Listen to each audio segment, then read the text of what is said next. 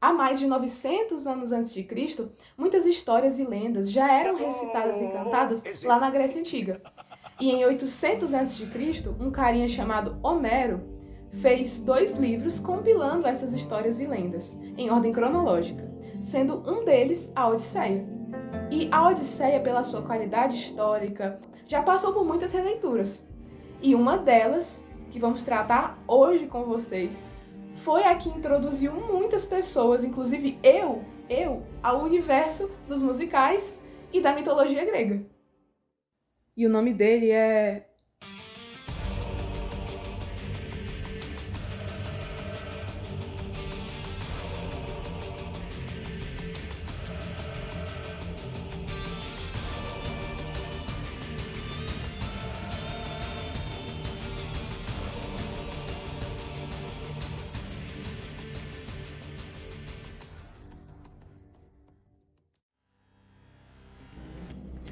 Epic the Musical é um projeto independente que começou lá em 2019 como um trabalho acadêmico e foi concluído em dezembro de 2024, que introduziu também uma novidade no quesito de musicais por ser um musical cantado do início ao fim e ser bem diferente daqueles musicais que a gente está acostumado, um High School Musical da vida. O criador, Josh Vererans, não só escreveu e compôs todas as músicas, como também fez a escolha do elenco e deu voz ao protagonista, o Odisseu. Desde o início ele compartilhou na internet todo o processo de criação do musical, e o que era para ter sido só um projeto acadêmico se tornou em 2022 o primeiro de muitos álbuns oficiais, com 5 músicas. A obra completa é composta de 40 músicas divididas em 9 sagas ou álbuns, que ao todo dá o tempo de um filme, 2 horas e meia de duração. O apoio dos fãs foi tanto que diversas animações surgiram para ilustrar os álbuns, tanto que o próprio criador vive apoiando e divulgando esses artistas, dentre eles a Gigi, que é uma das mais famosas e brasileira. A obra escrita original sofreu diversas alterações para se encaixar nesse formato, mas a principal delas é o fato de que o criador inseriu conflitos éticos e morais na história, que eram praticamente inexistentes na versão de 3.000 anos atrás. Então toda a temática dos limites entre o bem e o mal, da busca por um mundo melhor, tudo é exclusivo dessa releitura. A história do musical se passa lá no final da Guerra de Troia, quando os soldados estão atacando a cidade com aquele famoso cavalo de madeira, sabe? Então, o cavalo de Troia é uma ideia do Odisseu. Eu enfrentava os cavalos, seus cavalos. Que era líder da tropa. E a partir daí, nós temos uma compreensão de quem é o Odisseu, quem é o protagonista. Ele deixou a família e está há anos longe da sua esposa Penélope e do seu filho Telêmaco, que quando ele saiu da cidade, ele ainda era um bebê. A guerra estoura e ele recebe uma mensagem do deus Zeus, o rei do Olimpo, dizendo que ele teria um oponente muito forte para enfrentar. Interpretado perfeitamente pelo Luke Holt, Zeus guia o general até um quarto que inesperadamente tem só um bebê, diferente do inimigo hiperpoderoso que o Odisseu estava esperando. Zeus explica para ele que aquela criança iria crescer e iria buscar vingança pela morte dos pais dela e pela queda da cidade, tudo isso atribuído ao Odisseu, que teria sua família assassinada em um futuro catastrófico, caso ele não matasse aquela criança antes, ou seja, naquele momento que seria o único que ele teria. Então ele ainda implora por outra solução para Zeus, mas Zeus diz que aquela é a única solução para salvar a família dele. Acho agora um momento bem legal para introduzir o que seriam as músicas pilares. Esse conceito é muito utilizado na obra de Epic. Nós temos 3 músicas durante toda a obra que vão se repetir e vão guiar, vão nos demonstrar como é que está o psicológico do nosso protagonista, sendo estas a música Just a Man, I'm just a man who's trying to go home. a música Monster, que é a 20ª, What if I'm the monster? What if I'm in the wrong? What if I'm the problem? que é a música 38ª. I built it.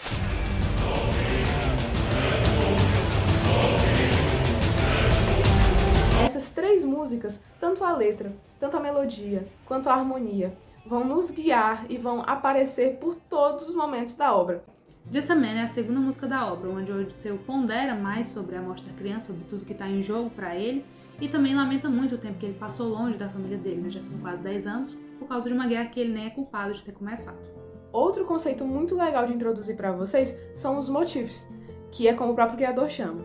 Motifs são melodias que vão se repetindo durante vários momentos da obra, que são usados principalmente para incitar uma antecipação do que vai acontecer, para você se recordar, e até mesmo para fazer uma conexão com a própria obra. Por exemplo, escute com atenção o motif da deusa Atena. This is Athena's motif. E agora escute todas as músicas que a Atena aparece. Have you forgotten the lessons I taught you? Athena! Here we go. I'm gone this way. You'll know what your place is. This way, you can't cross. Somebody tell me, come and give me a sign. If I fight, what's going on here? Is your plan to stand around? 'Cause and he was a lot like you. I helped him fight through war, but he had his demons too. And then we grew apart. Friend, it's been 10 years since I last saw you. Remember me! I am the infamous Odysseus! Let's see where you've been.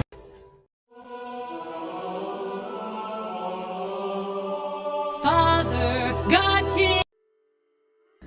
Saindo de Troia vitoriosos, o Odisseu e seus 600 homens têm que voltar pelo mar para suas casas, em Ítaca, onde o Odisseu também é rei.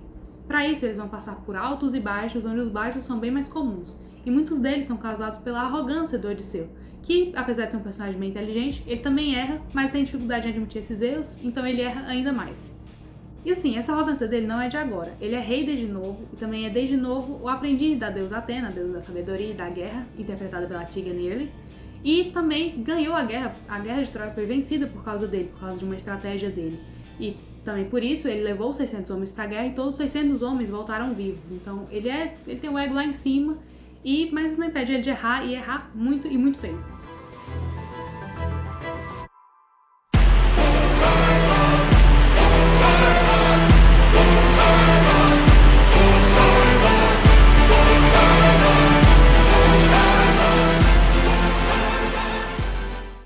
Um dos principais exemplos disso é na música Ruthlessness, que é a música principal do Poseidon, deus do mar, que é interpretado pelo Steven Rodrigues.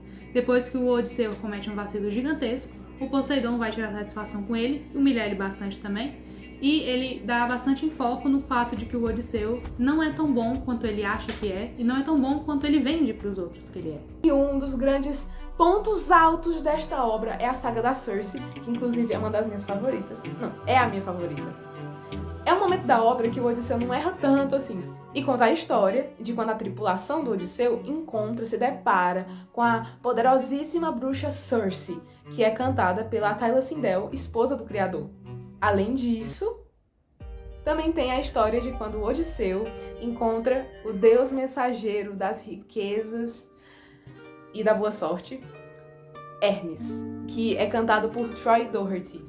Além de ser uma das melhores sagas no quesito musical e de preferência de fãs, a saga da Circe também aborda um tema muito interessante, um debate moral muito profundo, que é sobre a busca por um mundo melhor e também a desesperança de alguém que já buscou isso. Inclusive, esse tema é citado também na segunda música pilar que eu citei, Monster, é logo depois dessa saga. Como dito antes, todos os dilemas morais e a parte mais introspectiva da obra são todos próprios dessa releitura, e isso é feito de forma magistral. Não existem personagens simples e eles não podem ser definidos por arquétipos, porque eles vão sair desses arquétipos em algum momento. Especialmente o protagonista, que não pode ser definido nem como herói nem como vilão. Ele é a definição de um personagem moralmente cinza e os erros dele não anulam os acertos. E em síntese, todas as músicas são completamente geniais. Quando eu e minhas amigas vamos, brincar, qual é a música favorita de vocês? Tal. Nenhuma de nós consegue escolher direito nada, porque todas são maravilhosas. Então, como amante da música, como uma estudante de teoria musical, dá vontade de gritar pro mundo todo o quanto quanto as músicas dessa obra são esplêndidas. No quesito história, é ótimo, até porque essa obra, Odisseia de Homero, perdurou aí por séculos, né? Inclusive, as adições que o Jorge fez são muito boas, são muito bem colocadas. Ele demanda muito conhecimento prévio para você pegar todas as coisas que ele te lança. Por ser música, precisa que muitas coisas sejam feitas de uma forma mais sombria, mais nas entrelinhas, que que pra você pegar direitinho mesmo, você tem que pesquisar bastante. Mas, no final das contas, isso nem é problema. Quando eu pesquisei tudo, quando eu já entendi tudo... E, na verdade, eu acho que as pessoas ainda nem descobriram tudo que essa obra esconde pra nós. Eu achei esse fator dela muito legal. É isso. Tchauzinho. Assistam Epic. Acabou, acabou, acabou, acabou, acabou, acabou, acabou, acabou, acabou, acabou, acabou, acabou, acabou.